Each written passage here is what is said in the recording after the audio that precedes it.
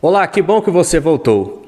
Nós vamos dar sequência no nosso plano aqui de leitura do Novo Testamento, um capítulo por dia, e hoje nós vamos ler o capítulo de número 3 do Evangelho de Jesus Cristo, segundo escreveu Marcos, tá? A gente já percebeu que Marcos é bem prático, ele dá saltos temporais e dentre todos os evangelhos, o Evangelho de Marcos é o mais curto, apenas 16 capítulos. Hoje nós vamos ler o capítulo número 3. Vamos lá?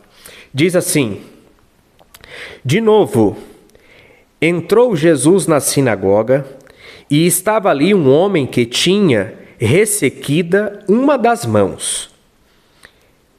E estava observando a Jesus para ver se o curaria em dia de sábado, a fim de o acusarem.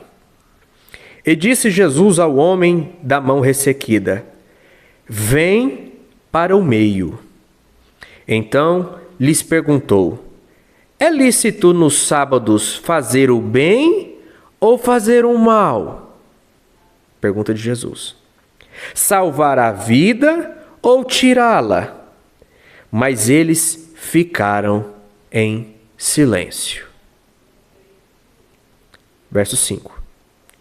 Olhando-os ao redor, indignado e conduído com a dureza do coração, disse ao homem: estende a mão. Estendeu-a, e a mão lhe foi restaurada.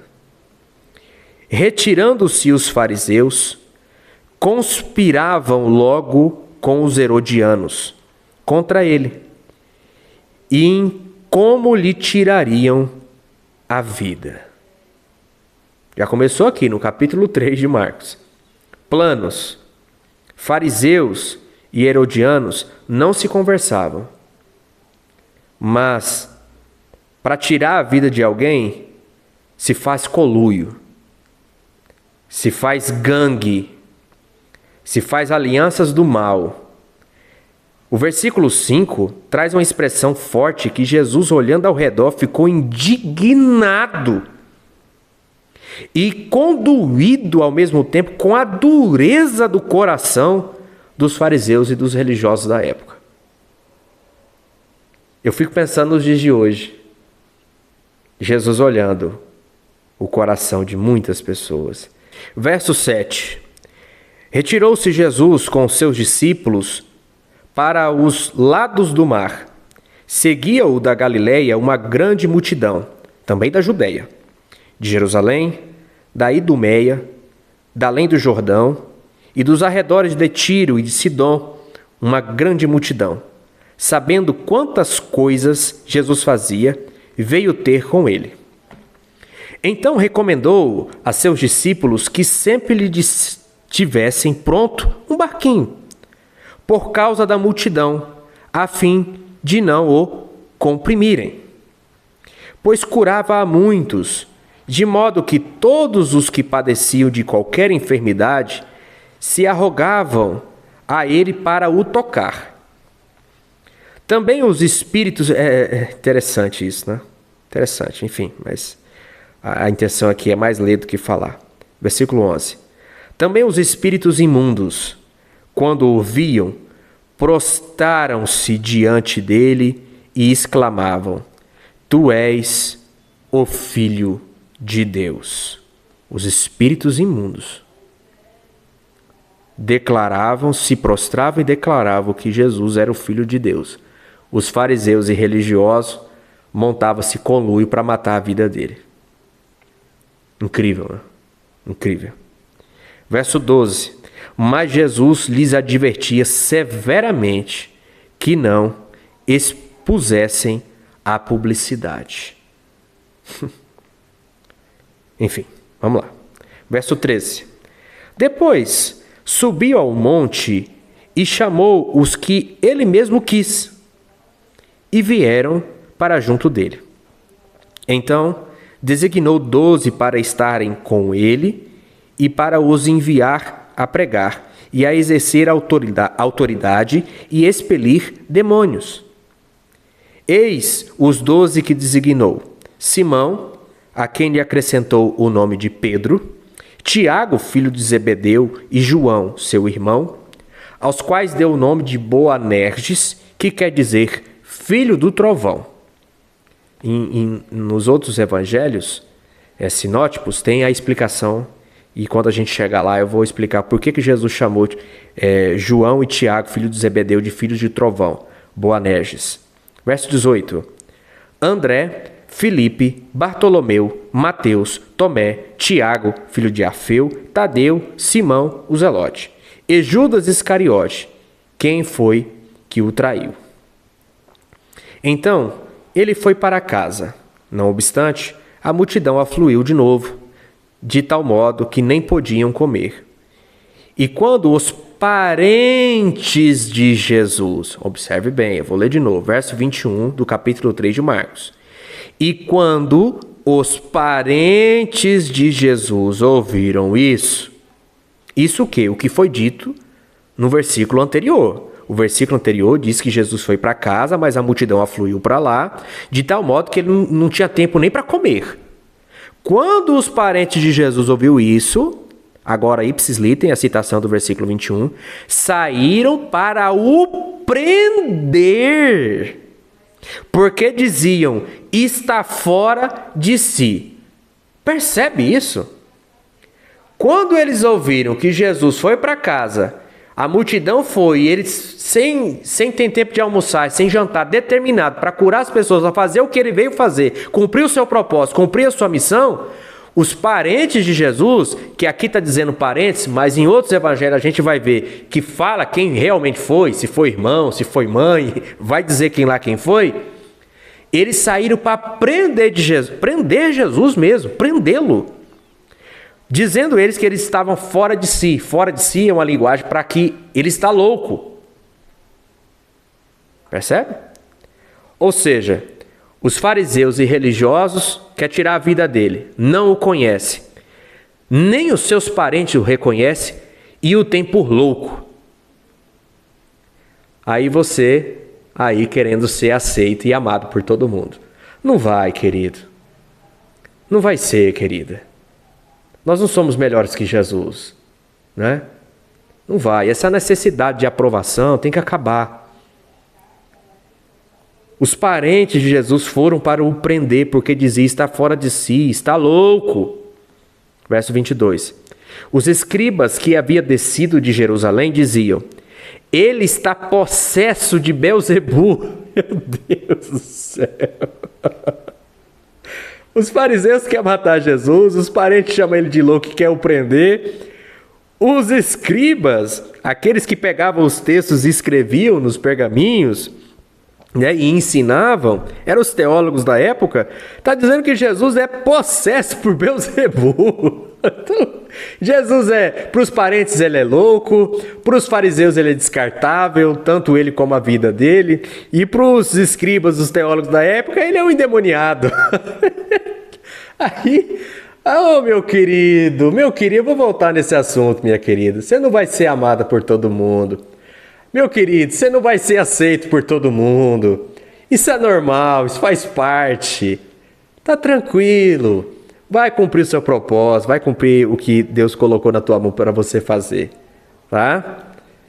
Aí os escribas diziam, ele está possesso por Belzebu, e é pelo maioral dos demônios que ele expele demônios. Essa foi a explicação. Mas se ele está possesso por Belzebu, por que ele expulsa os demônios? Por que os demônios obedecem? Não, porque ele está possesso pelo maioral deles. Então por isso que ele manda sair, como ele é o maioral, ele sai. É a lógica, né? É a lógica que eles arrumam. As pessoas sempre vão achar algum tipo de lógica, algum tipo de afirmativa para não gostar de você, e tá tudo bem. Para não gostar de mim, e tá tudo bem. Cada um viva com as consequências de seus pensamentos. Cada um viva com a luz ou com as trevas que tem o seu próprio olhar, que interpreta Deus, o mundo, as coisas ou as pessoas. Cada um viva com isso. Se seu olhar for bom, palavras do próprio Jesus, todo o seu corpo terá luz. Se seu olhar tiver trevas, todo o seu corpo terá trevas, e com densas trevas, cada um vive com o seu olhar. seja de luz ou seja de trevas. Quem tem um olhar de trevas, coloca trevas nas pessoas. Quem carrega espírito mal, diz que os outros têm espírito mal. Sabe? Então, enfim, eu acho que eu já até falei demais. Vamos lá. Depois a gente aprofunda sobre isso. Verso 23. Então, convocando Jesus, lhes disse, por meio de parábolas. Olha só. A lógica dos escribas é, ele expulsa demônios porque tem dentro de si o maioral dos demônios. Aí Jesus vai dizer o seguinte, essa é a premissa deles. Aí Jesus vem com a pergunta. Como pode Satanás expelir Satanás? Eu me divirto com isso aqui. Eu leio isso aqui, eu me divirto demais. Eu conheço o texto desde criança, então eu leio isso aqui. Isso aqui pra mim é como se fosse... É lindo, é lindo. Como que Satanás expulsa Satanás, querido? Me explica. Como? Se um reino, verso 24, se um reino estiver dividido contra si mesmo, tal reino não pode subsistir. Se uma casa estiver dividida contra si mesma, tal casa não pode subsistir. Se, pois, Satanás se levantou contra si mesmo e está dividido, não pode subsistir, mas perece. Ninguém pode entrar na casa do valente, aí Jesus dá uma outra explicação. Ninguém pode entrar na casa do valente para roubar-lhe os bens sem primeiro amarrá-lo. E só então lhe saqueará a casa. Em verdade vos digo que tudo será perdoado aos filhos dos homens, os pecados e as blasfêmias que proferirem. Mas aquele que blasfemar contra o Espírito Santo não tem perdão para sempre, visto que é réu de pecado eterno. Isto porque diziam, está possesso de um espírito imundo. Jesus expulsava demônios não é porque ele era o maioral dos demônios, o Belzebu. Ele expulsava demônios pelo poder do Espírito Santo. Só que, para os escribas, eles estavam atribuindo uma obra que o Espírito Santo fazia ao diabo. E isso é uma das explicações da blasfêmia contra o Espírito Santo. É atribuir ao diabo uma obra a quem Deus faz. Entende? E Jesus está dizendo, olha, os pecados serão perdoados, eu vim aqui para isso, e blasfêmia, tudo. Agora, pecado contra o Espírito Santo, atribuir ao diabo uma coisa que Deus faz, isso não lhe será perdoado. Outra explicação para a blasfêmia do Espírito Santo é a resistência ao Espírito Santo. Porque é o que eles estavam fazendo também. Jesus pregava como tendo autoridade, conforme eu já expliquei. Você que vem acompanhando a leitura sabe do que eu já comentei sobre isso. Jesus expulsando o demônio, curando os enfermos, ou seja, o Espírito estava agindo não só de forma factual na vida das pessoas, mas também nos corações. E eles estavam de maneira lúcida resistindo. Isso também é tido como blasfêmia contra o Espírito Santo. A resistência ao Espírito Santo. A resistência de forma reiterada, clara e objetiva. Tá? Esse pecado é pecado eterno. Verso 31. Nisto chegaram sua mãe e seus irmãos, e tendo ficado do lado de fora, vai vendo. Nisso chegaram sua mãe e seus irmãos, e tendo ficado do lado de fora, mandaram chamá-lo. Esse aqui, eu sou irmão de Jesus, esse aqui é a mãe dele.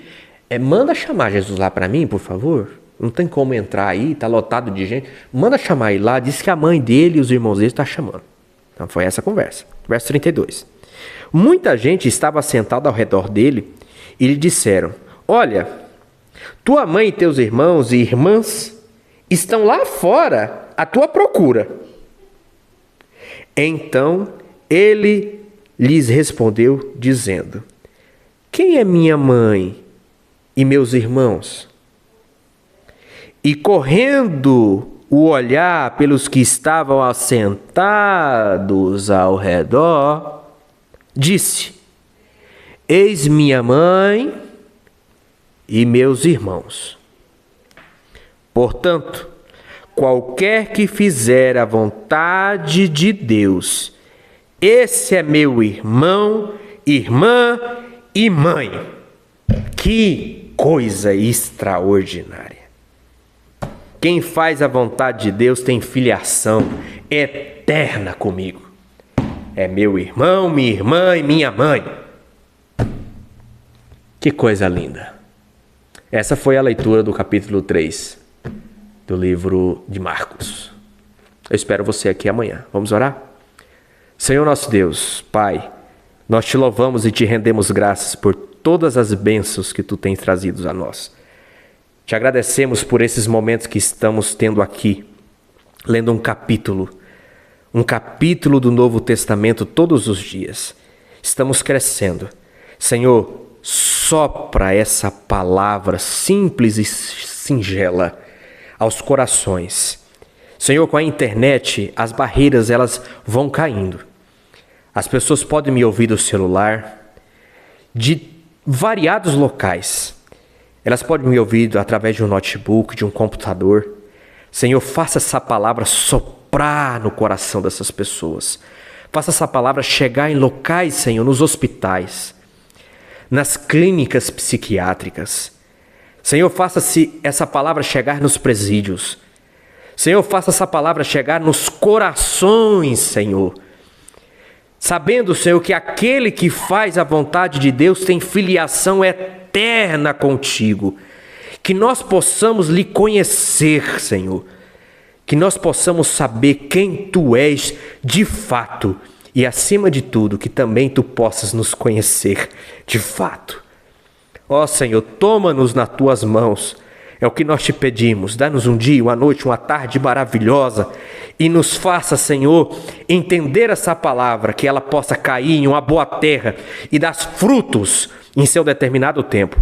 É o que nós te pedimos, em nome de Jesus. Amém. Um abraço, fique bem, fique com Deus e tchau!